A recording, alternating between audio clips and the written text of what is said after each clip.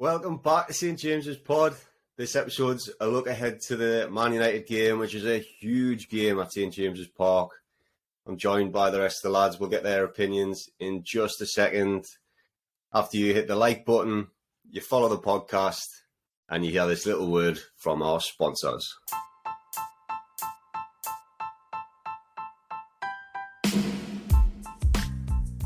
This episode is brought to you by Sword Tiling, lead tiling specialists in the Northeast, covering all aspects including commercial and domestic. They've got you covered.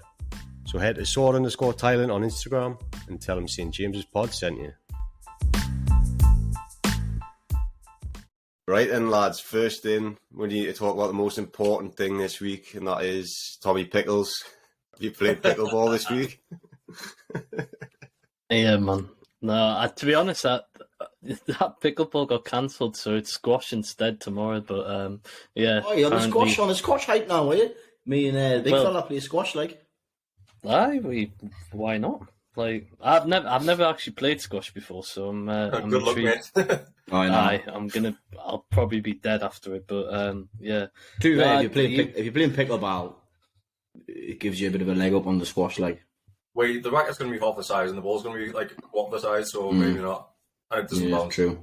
Well, I'm gonna be fucked then in that case. But yeah, no pickleball. So you can't give us any grief for that, like you normally like to. So squash is a proper non sport. Alright. Well, let's get straight into the toon news then. Safe standing's obviously been announced this week, and Alex and Pete, you're pretty smug about it. Yeah, well, it's in our corner. That's where we sit. We got the email. When was it? A couple of days ago. Was it yesterday? Yeah, it's a couple of days ago. Got the email through just saying that basically everyone who's seated effects got an email saying that they're putting safe standing up in the area. At the minute, it's just the Gallagher West corner, so the Strawberry corner's getting it.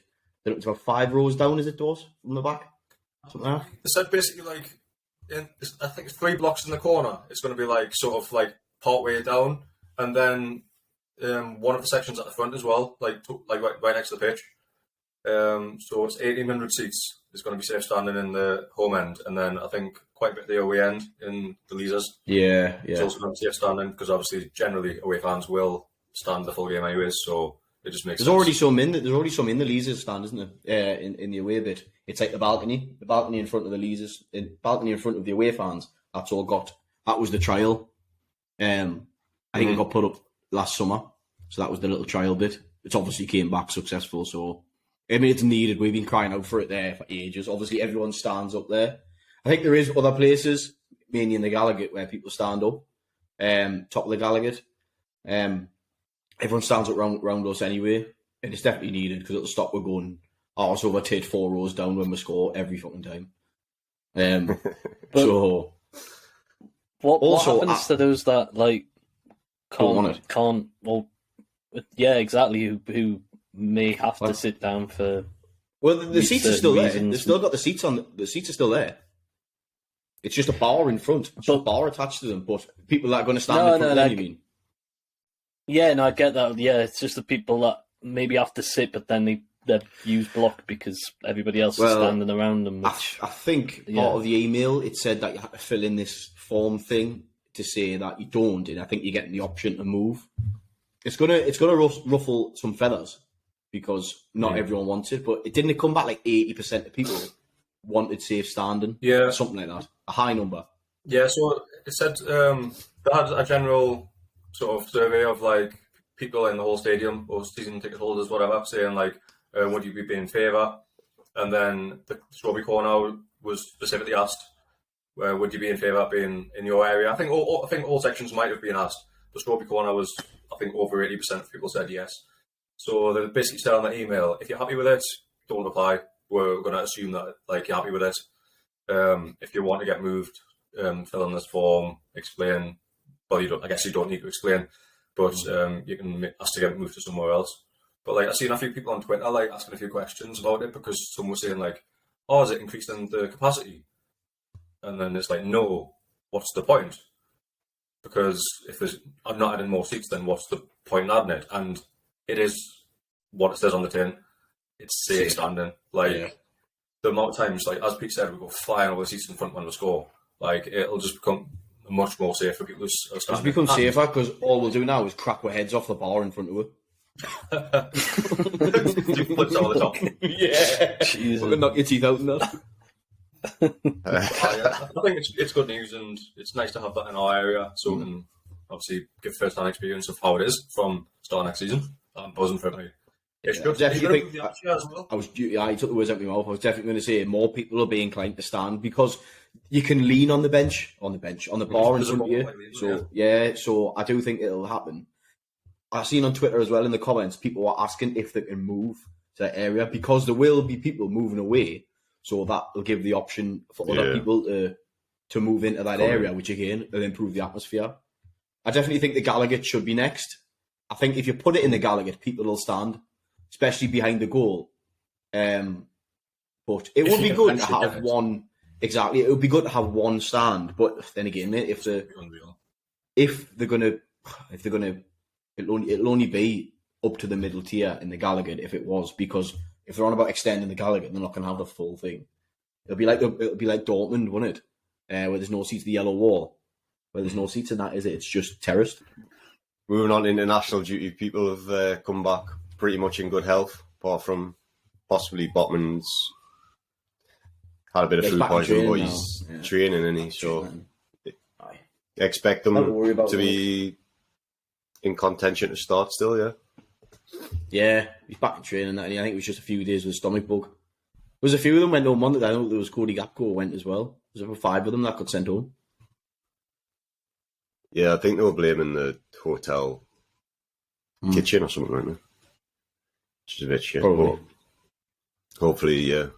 Although, what would you expect if he can't play? Burn to come in and Target to come in? Or I'd expect Lascelles to come straight in. Do you reckon? Yeah, when after Man City, he was class against Man City, Lascelles. So I think he could. Centre back playing. He does, but if that was the case, why? I know Matty Target wasn't that fit. If that was the case, why didn't Target start then and Burn go into the middle? Probably because he wasn't that fit. I know it's going back That's quite a the while, thing, and he was coming in for Shaw as well, wasn't he? with Kieran Clark, because he's a left-foot centre-back and he wanted to play a left-foot centre-back. So if you're going to start Kieran Clark left centre-back over sort of Shaw, Lascelles, then you think... That would be the only sort of excuse you'd have, wouldn't you, not to play Lascelles? It's purely the whole left foot. You think so, yeah. Yeah. It does provide balance, like, so... And obviously Burn hasn't played centre-half a whole lot since he's joined me, really. So, yeah, it would be interesting if Botman didn't play, but I'm fully expecting him to start, to be honest. I think he's had a full week back already, so, yeah, I don't see any problems in that department. Good news. And Mark Gillespie's birthday was this week. Did you see him in Cozies again, or...? No, I haven't set foot in Cozies in a long time. You're missing out, mate. It's all about the black art now, mate. You know that. Didn't they change the flooring or something in Cozies recently? Yeah, it's laminate, so all the drink that gets spilled, you just fall on your arse. Fucking stupid. Instead of sticking to the carpet, you just fall on the floor. Wild ones. Less safe standing in Cozies then. Yeah, it's some safe standing in. Safe staying on the stage with the... Any other news then, or should we move on to the Man U game? We have to talk about the Premier League thing, don't we? Yes, the new rules that have just been put in place today, I believe, about the owners and directors tests. I think it's just getting more. They're all under pressure on Premier League, under pressure about the whole, especially about the whole Newcastle United thing. That's coming out again because no one's happy. I mean, let's just forget about Qatar, because Qatar's a fantastic country and don't have any human rights or out like that. So, and it's Man United, so now gets brought up. Still on Newcastle for all this time. So it's just embarrassing, mate. It's apparently it's going to be more. more scrutinising for the owners and directors tests, especially about human rights got spoke about to say like basically they're not going to tolerate this and that. We believe it's just sort of box ticking. Like they're all under pressure, so now they've said, "Oh, we're going to make sure they're not doing this and not doing that." Whether it makes a difference, God knows. Well,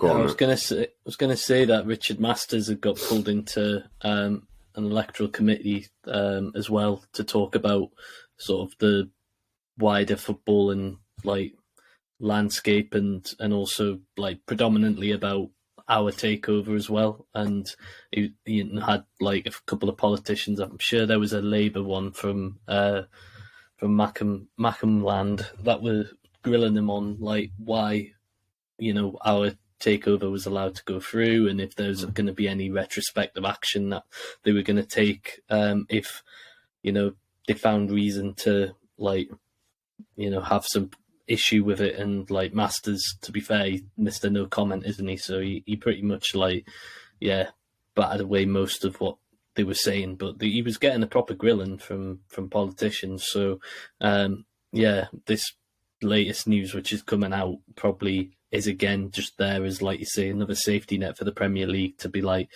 just to appeal to the political world that are constantly looking for issues with it. So I just thought that was interesting that he was getting that sort of grilling, but he has in effect like made sure that, or denied that there'll be any retrospective action taken against our takeover, which is obviously a good sign. So obviously we had issues with the time difference this morning, so I'm kind of just catching up on this story. So I've seen you've put it's a unanimous decision. So all the clubs got a vote, did they? Oh yeah, all the clubs got asked and they said yes, we want more scrutiny. It's a lot about being yes as well. It's a lot about being transparent. That was a big thing. A lot of talk about being transparent. Obviously, we moaned on and on about why it's not transparent, why we don't know what's going on. So I think whether to say unanimously, that could have been unanimously voted to make sure it was transparent. What else got unanimously voted for? We don't know. It sort of ties in with what we talked about last week, which got announced about fans being able to have more of a say in what the owners decide to do. It's just another sort of layer of like sort of in for a good thing for the fans to be able to have more visibility on what goes on in terms of the like running of their club by the people who buy their club. So it can only be a good thing. I know some people were. I was going to say build a bit more of a connection between fans and No, totally. I know some of our fans were like, or so our rival fans were like, why would Newcastle like vote for this because they clearly think we're obviously up to no good, like, and our owners are corrupt and all that, and it's like, why would the owners like vote along with the rest of the Premier League? But exactly, I think we've got nothing to hide, and like we deserve like to have our say and be where we are. So like I just thought that was an interesting point that the rival fans were trying to have a pop at us about. Yeah, well, we're always getting it, aren't we? And obviously our opponents this week aren't really getting the same scrutiny, which is a bit bizarre, but that's Manchester United, I guess. Just before we jump into Man United, mate, we were talking about this before you came on. Going back to the safe standing and all that and the whole atmosphere thing. There's been a lot of talk on Twitter, hasn't there, about songs that are getting outdated, and there's a lot of arguing amongst. I know Twitter page NUFC Chance put a little poll out of all chants in songs that people want back. The amount of songs that people like came up out of stuff that I haven't heard of, obviously back from the 90s, 80s, that needs to come back. I think there is an issue with the atmosphere. not say the atmosphere. Some of the songs and stuff like that, it's ran its course now. Me and Paige were talking earlier, well, the Dorse as well. This whole like the Bruno in the middle chant, it gets sung. It's like every other song is that song, and it's like fucking hell. It's getting a bit boring now. I think other clubs are picking up on it. They're like, you've only got 5 songs, and it's getting a bit embarrassing now. Like, I think. No, I'd agree. Like, it's just, and I was saying for me, it was like from. Obviously, I liked the song when it first came out, but then I think the cup final day was just that's all you heard, and it literally. You just walk down like any street in London, like all you heard was "We've got Bruno," and like it's like, all right, fair dues, like you got caught up in it all, but like for the cup final, but then the weeks following that, like you just all you hear is like, yeah, we've got Bruno. It's just like it just doesn't. I don't know. I don't think it like builds any like. Or has an influence on the players, like certain songs have down the years, like in terms of, you know, really getting like behind the team when they need it. Just seems a bit like, yeah, just and it's going to sound like it might split opinions on this, like across the like fan base, but yeah, it just seems like it might be like the younger fan groups that are like pushing that song out there, but they don't know enough of the history of like songs that have happened previously, or yeah, and that could be it. But like, yeah, it's just annoying, and I would like us to like, yeah, try and bring some other ones back, or even just come up with like some new ones other than just that Bruno one. I think the older ones definitely need to be getting reused a bit more. Well, I was saying before, wasn't it? I put a little controversial opinion of before the game. There's nout that really gets the crowd going for them to join in with. Obviously, you've got Local Hero. There's no lyrics to Local Hero, so everyone is just sort of humming along to the tune. It's hard to get rid of it because it's iconic when Newcastle. It's like our song, Local Hero. But it's like, how else do you get the crowd involved? So I'd said of somehow fitting in like blading races, because when it gets sung in the crowd, it's a million miles an hour and half the crowd don't know the lyrics, so it's a non-starter. But if a couple of years ago there was it was orchestrated in the Irish Centre in town, they brought like a I don't know what you call it, like a band. There was all these old timers in this band that sung Blading Races, and they got recorded, and then for a bit of time it got played out in the speakers. It was under Rafa, and it got played out, and it was really good. If that was played, Paige actually put a link in the chat there about the song. A copy of the song, which would be perfect. It was played out the tannoy out the speakers, nice and clear and steady. Everyone would sing it at that pace because you're singing along with the song, and I think that would be absolutely ideal.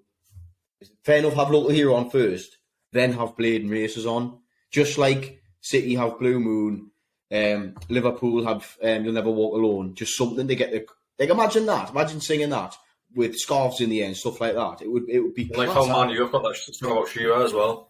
Yeah, yeah, that one as well. It's just that's going to be. Yeah, I think that's a massive key that's missing, mate. I really think that's missing.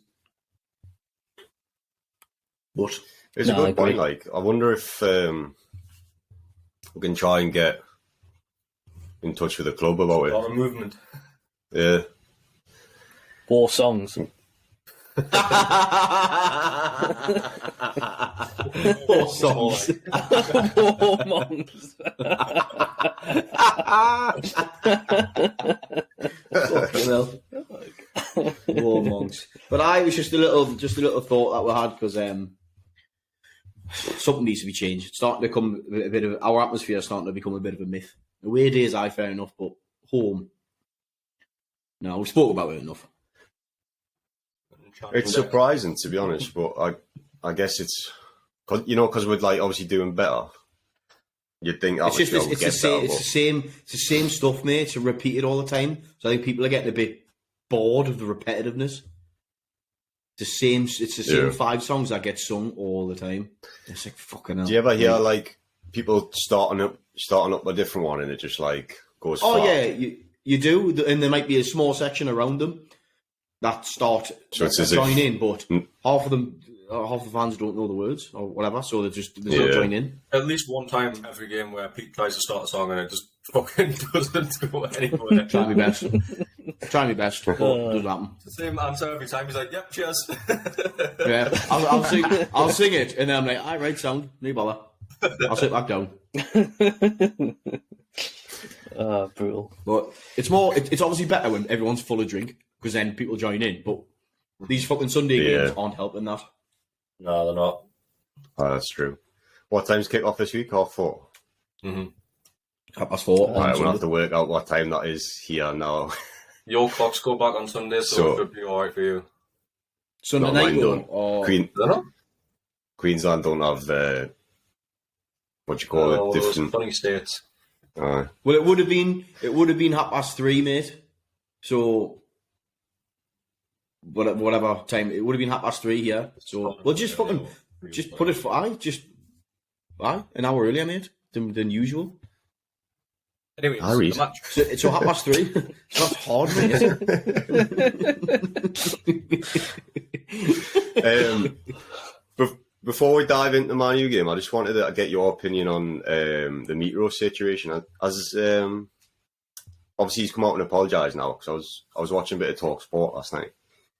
Has anything been said by the FA on if they're going to give him the longer ban? No, yes. I've not seen I anything think yet. I think he's getting it, but nothing's been determined. They've said he's definitely going to get like a. I'm sure they have, longer haven't one, they? but they haven't said. There's been some, I think there has been somebody from the not like on an official level from like FA, but like enough people of like from a higher level of football that are all saying like give him like minimum 8 games, but like obviously we know he's getting 3 games, that's a given for just the regular red card, but then whether or not it's tag on an extra 5, maybe an extra so some people just saying ban him for the rest of the season, which would be like weird, like 10 plus games. Like I would have said a I 5 game ban. I would have 5 seems, I think, fair. Like Seems fair. I wouldn't. They don't need to throw like 8 games at them or like 10 games like that. But then again, mate, they need to make an example of him. There's been so much talk about the whole rugby comparison to football. We spoke about it. Like in rugby, the referee is very much respected.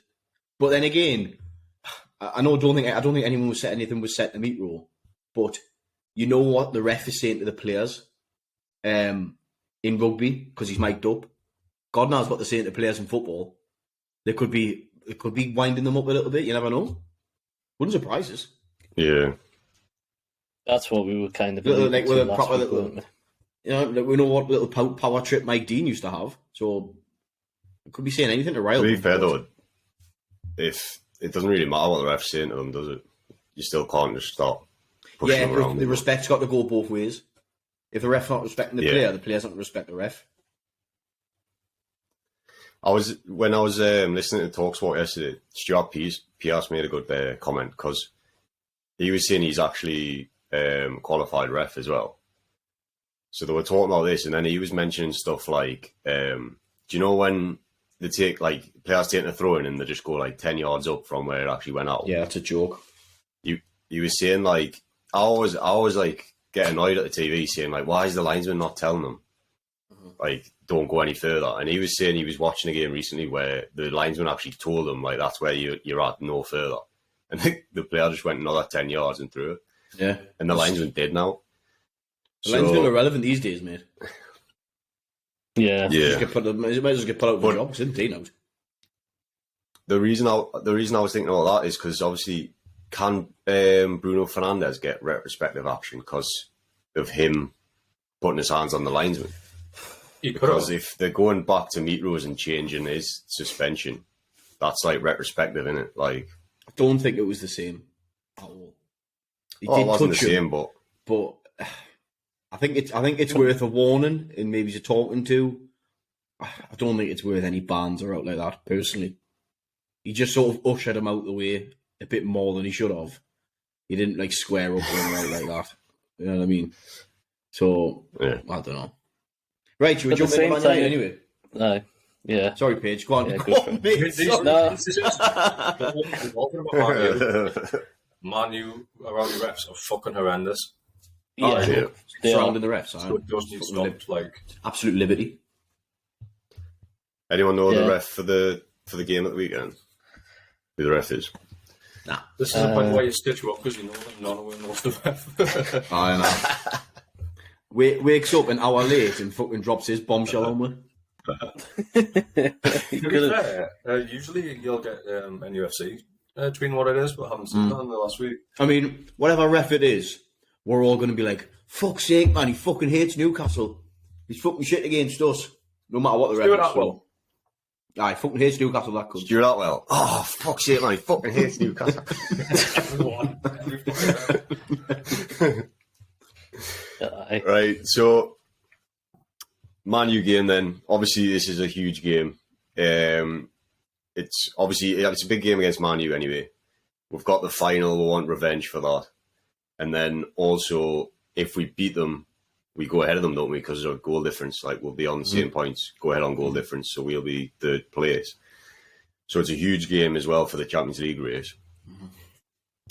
Are you optimistic going into it, or does the result of the final worry at all? Nah, fuck the final. That's gone. Being done, gone. Yeah. Yeah. Means no. I'd say the same. I think one important difference as well is like we were without like Nick Pope. Obviously, he wasn't playing in the final. Isak wasn't at the time ready to start. I think Willock was out, wasn't he? Bruno, we were struggling with Bruno injury. Yeah, They he's picked up an injury, just didn't you? come back. Yeah. Yeah. So we're definitely in a better position, like our team wise. And at home. And we're on the back of 2 wins. And We we're at got home. Big Joe back, like from suspension. So And they've got Casemiro suspended, which is huge. Yeah. yeah, he was the man of the match in the cup final. So yeah, no, I think a lot of things are panning like in that direction of like, I don't know, without trying to jinx it or anything. Like, yeah, things are heading the right way for us in this in this tie. I do think that we've got a real good chance of getting the win. He's a bit, Are you Rashford's a bit expecting... iffy as well, though, isn't he? He's had a few knocks and that. Oh, I mean, yeah, he's going to be He fit put and up fine. England's squad to get a Yeah, rest. that's true. Sorry, He's mate. about former 5 out of finals. 6. So. Last England squad or something. Like, he's turned up for the World Cup and then missed all the rest of the qualifiers. Because Man U, Yeah, that's true. a fucking history of pulling the players out of squads, just doesn't have a rest on international breaks. Fucking bastards, man. I was actually like, I've been thinking about this, like, when I've been sort of on the international break since we've got nothing else to think about. It's controversial. What would you think about if players are injured on an international break? Say if they can't go away when they want to be selected by the managers, or if they come back injured, they then can't play the next league game. The FA says you cannot play the next league game. That's a very good point. Yeah, because it's just could cheating, stop, really, isn't like, it? Players to pull out and stay in their injured, just to rest for the clubs. Is an idea, but then I think that'd be a fucking nice hell. idea. It would never But then fucking work because the clubs have got more power. And Well, I think that would be a class idea. I mean, No, it would be, or otherwise, like they're suspended from the next England call up if you want to flip it on its head, so that Rashford thinks he can just drop out of this England squad. but then if players are actually injured, then that would. Well, he went punish fucking. players who are genuinely injured. He went cycling around Paris.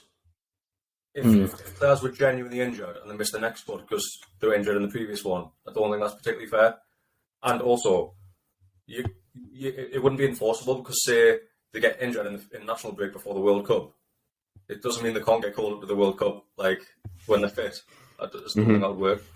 But Yeah, if no, it was fair enough. before the league game, where they're trying to like get fit for, Mm. like It's definitely that's getting where, worse. like, It's getting Of course worse. it is. Players are getting worse for it now. Like, really. I mean, they're getting softer and softer, aren't they? Fucking hell.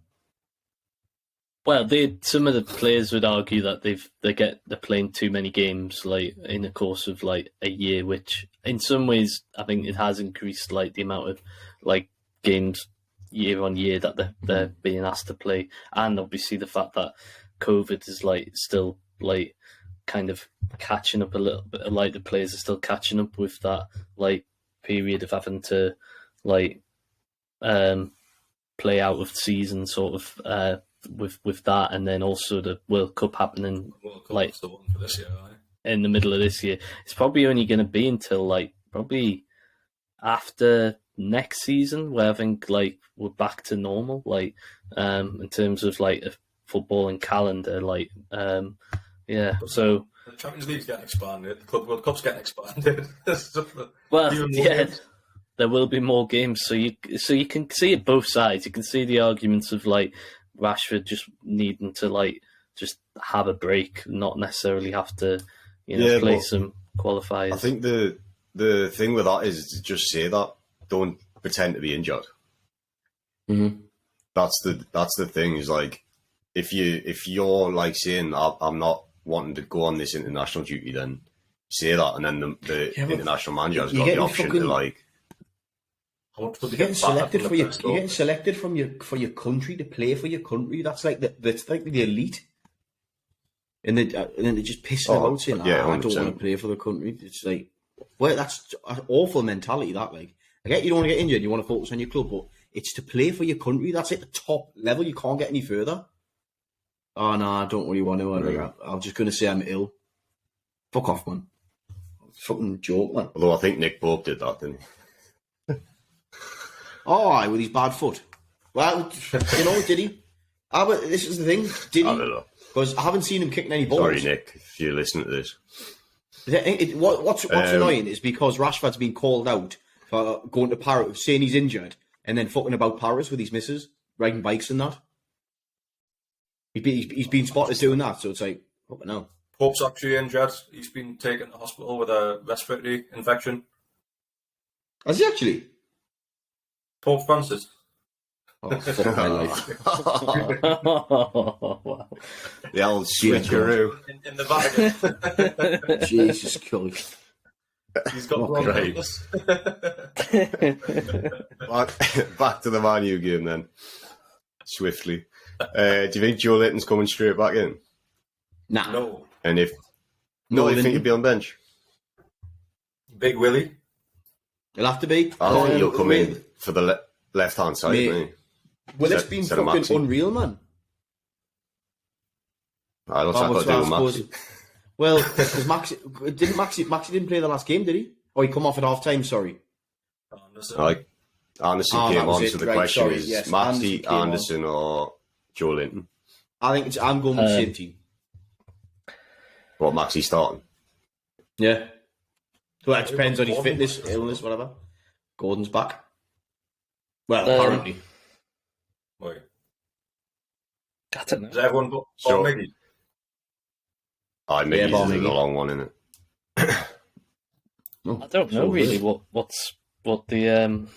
the best solution is, because we know like when Maxi started the cup final, didn't really have the best game. Like he's had like iffy games as well since. Like, but Joe Linton, like we know, in that midfield, he'll be an absolute beast. That's like a very good point.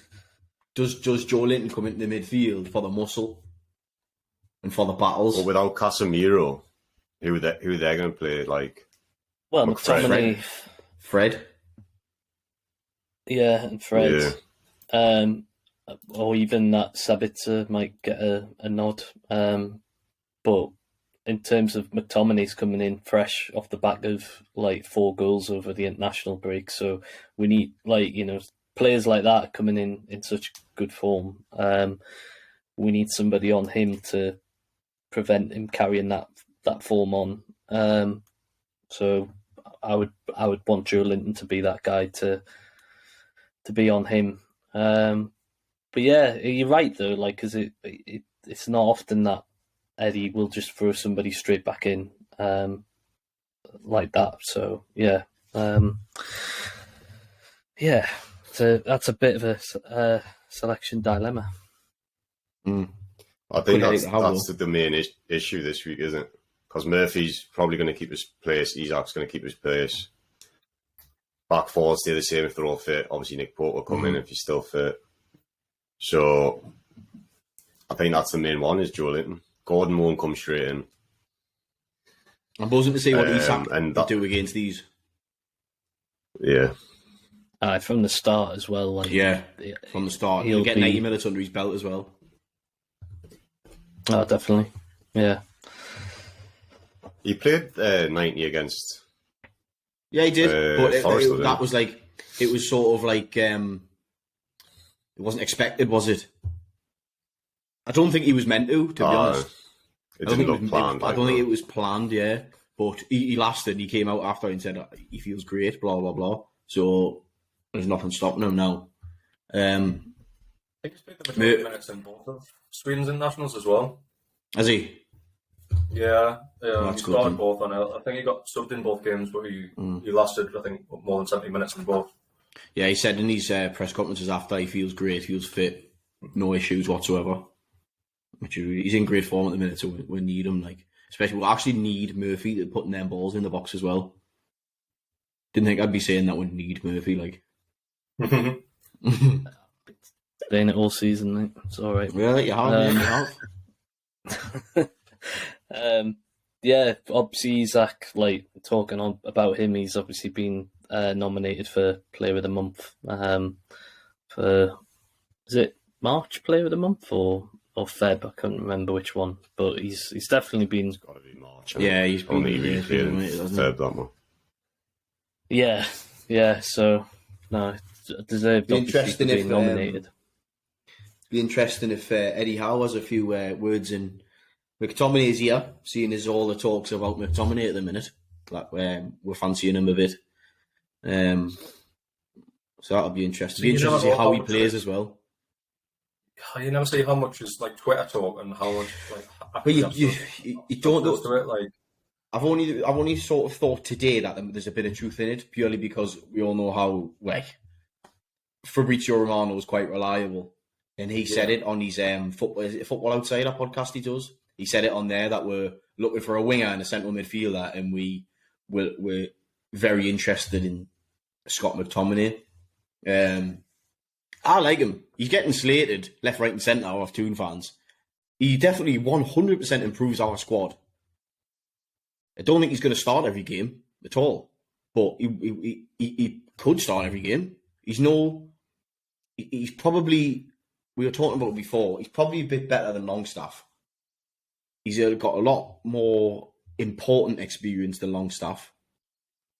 But we're also saying he's been, what was the stat you pulled out, Paige? Like 112 games he's had in his career, first team games. His first team games is pretty low for a 26-year-old, but then he hasn't really played it anywhere but Man United. Man United, exactly. Where he's been competing for a place with internationals. Yeah. And he might thrive in a team that's not full of names, if you like. She's got names and like huge internationals around him. I think that's probably why he gets a lot of stick, to be honest, because he's not a flair player on out like that. I said it worked the other day. Actually, I said I don't think he technically fits into Man United. He's, like Dawson said earlier, he's definitely technically better than Longstaff. But I had a bit of a theory where if you look at, I know what was he, Page? 25, something like that? He's 26. 26. So he's around about the same. I think Longstaff's 25, isn't he? He's around about the same age. I think under Eddie Howe, we all know how good his man management is. Under Eddie Howe, he could thrive because we've seen it with Longstaff. Longstaff was thriving under Benitez. Then he had that massive flop under Bruce. Now Eddie Howe's came in, and Longstaff's a vital part of the team now. He's been playing fantastic. Eddie Howe might just bring that bit more from McTominay's game. He's obviously been scoring. He's been playing brilliantly at these internationals. He's been scoring for fun. Was it 4 goals he scored? I think. But Four goals in 2 games. So there's no reason for him not to progress again. I don't think it's he's in and out of it. He's in and out of the team, like, playing with big egos. I'd like him to come, me. I 100% would take him. But like Dawson said, not for stupid money. Yeah, I would say like anything over 25 mil, and I'd rather spend it elsewhere. But if we can get him for a decent price, like, we know, like, Eddie Howe goes on. Obviously, he knows how good players are, but a big part is attitude. You know, McTominay is a grafter. You know, he'll put the work in. You know, he's got the right attitude to jump into the squad and fight for his place. So, he's not an exciting player. He's not a big name, but we are going to be in Europe next season, and we need that depth to fight on a few fronts. So, if we don't sign big names, though. We don't go out sign big names. You know what I mean? Eddie Howe, all the players that we've signed, touch wood, hasn't been one flop yet. So there's no reason to doubt. Was he a flop? Chris Wood served his purpose. If we didn't sign Chris Wood, we'd be playing Championship football this season. Yeah, I've got no doubt about that. So he was an expensive investment, but yes, it was worth it, definitely. We knew he wasn't. We knew he wasn't part of the future of the club. It was a quick little stopgap. And we've got most of the money back. We've got like 15 or 25 million back after keeping what, like, ridiculous. He's now gone to Forest, and he's out for the rest of the season as well.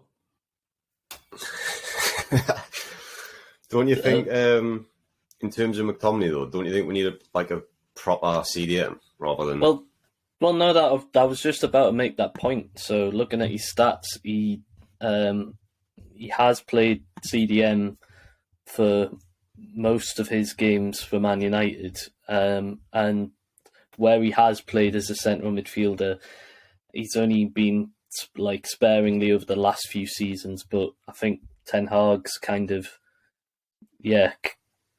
maybe trying to get a bit more out of him as a central midfielder. But most of his games have been as a CDM. So I think there is that potential there for him to come in and do the number 6 role that frees up Bruno to play further afield. So it could be a good move in that case.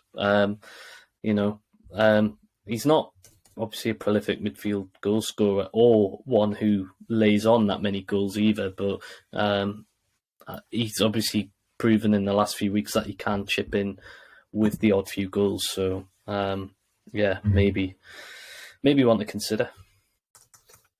Well, let's move on to the big question then. See if he's going to score against us at the weekend, and we'll go on to predictions for the score and the result. Obviously, we didn't do any predictions in the last episode. We didn't have a game, so we don't need to go over those. But Man U at home, what we're saying, Pete, start with you. I'm going to go 2-0, mate. Home win. To the tune. 2-0 home win, aye. Doors. Oh, I love to predict we're going to win. So I'm going to 2-1. 2-1. We'll fuck up at the back. They'll score.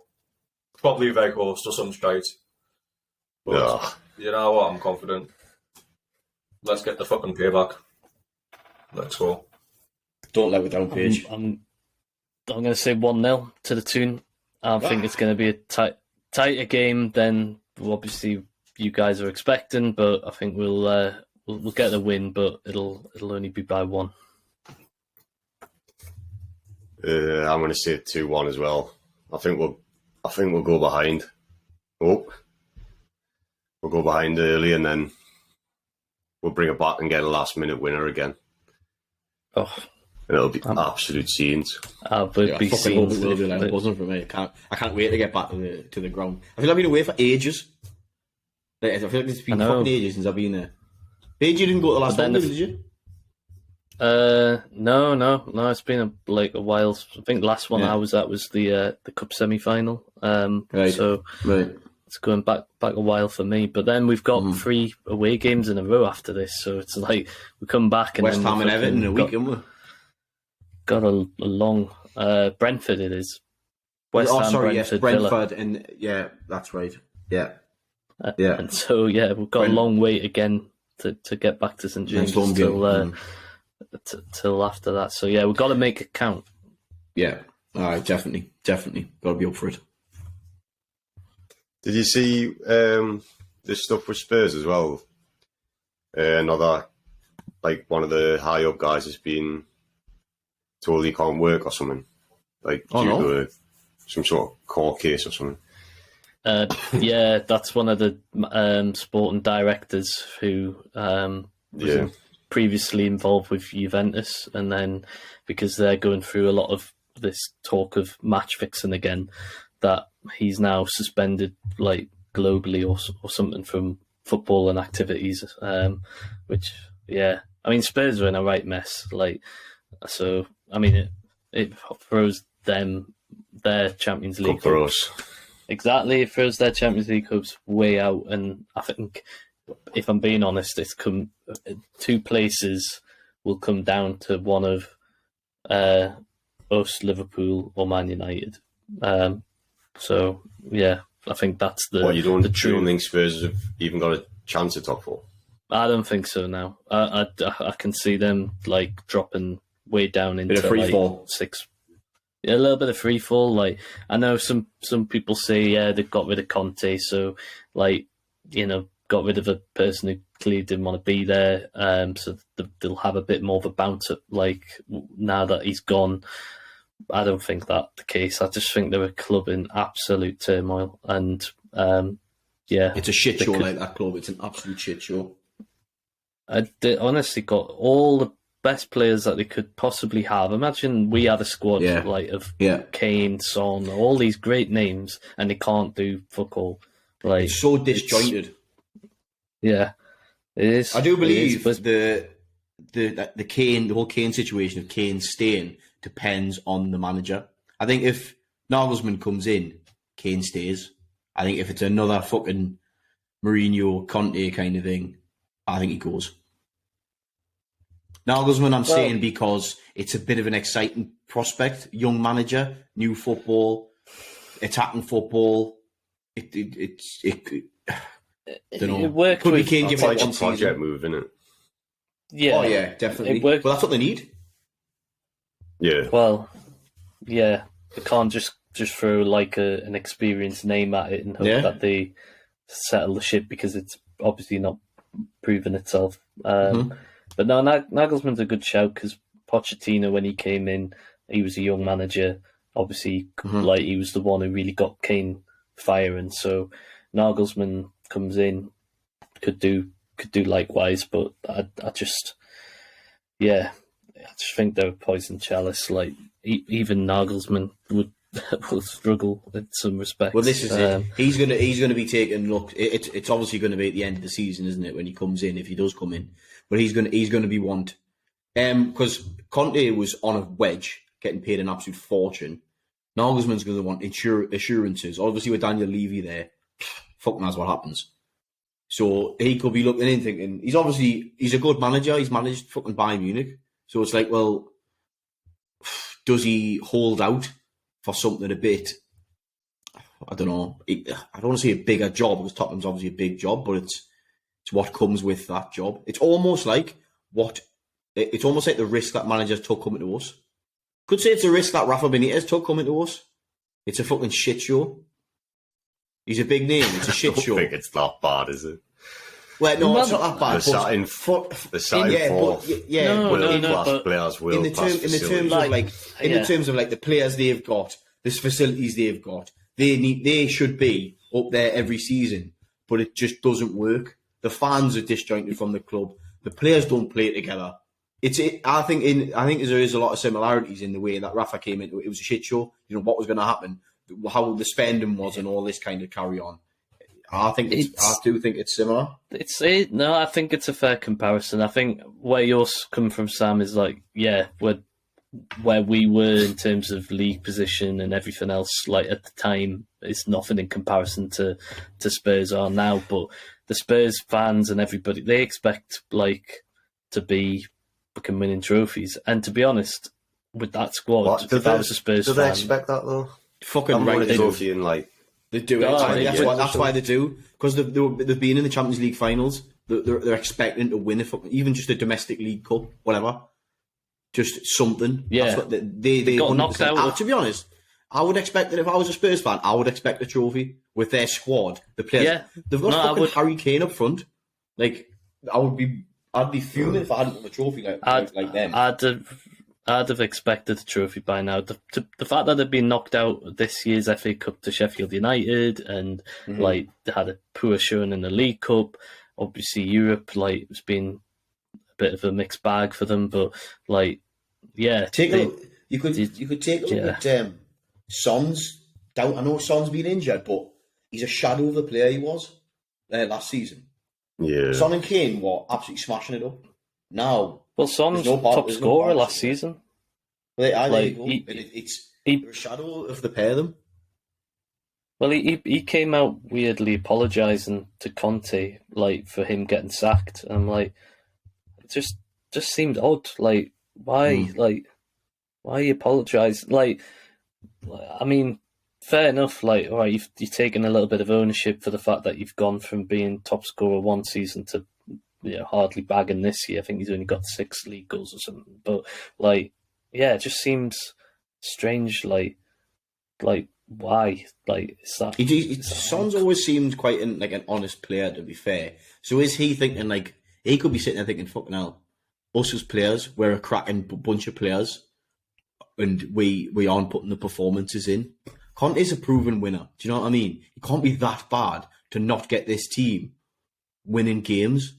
Do you know what I mean? It doesn't add up to me. So the players have to take some responsibility for that. Obviously, Conte wanted out. Some of the shit he was coming out and saying in the press, he wanted the sack. He wanted out of that club. He obviously had health problems himself. He'd had his assistant pass away during the season. Maybe it was just too much, just done. He just wanted to go, wanted a fresh start. For him and for the club, like, I think that the whole season seems to, have like not. It's been so disjointed for those reasons you just said. So I think you like bringing it back around to the toon. Like, it is obviously then opening a massive door for us. Like, if they do, we've got 2 games in hand over them. We think that. Yeah, no, we do. Like that. That's why I think like they are. Now, Liverpool have 2 games, and all of Man United, we all have 2 games in hand over Spurs. Brighton have 3 games in hand over them, so Brighton could even bloody charge above Spurs, and Spurs could be falling way down, like out of it potentially. But I just can't see them being in the mix when it comes to top 4 at the end of the season. Yeah. Well, we'll be right up there if we manage to get 3 points. But I think, for me, the most important thing is that we don't lose at the weekend. And it keeps us right there next to them. So, hopefully it should be a great game. Will you be standing at the weekend, Pete, or is it coming in? Stand every game, mate. We'll stand every game. The safe stand's not coming in until the end of the season in the summer. But we'll stand every game. Right. Should be standing, just not safely. Yes. Fair enough. Sweet. Well, if you're still watching this or listening to this, go on, like the episode, help us out. Go on. And we'll be back next week. Oh, go on, throw us a bone. Oh, come on, then. We'll be back next week to review the game.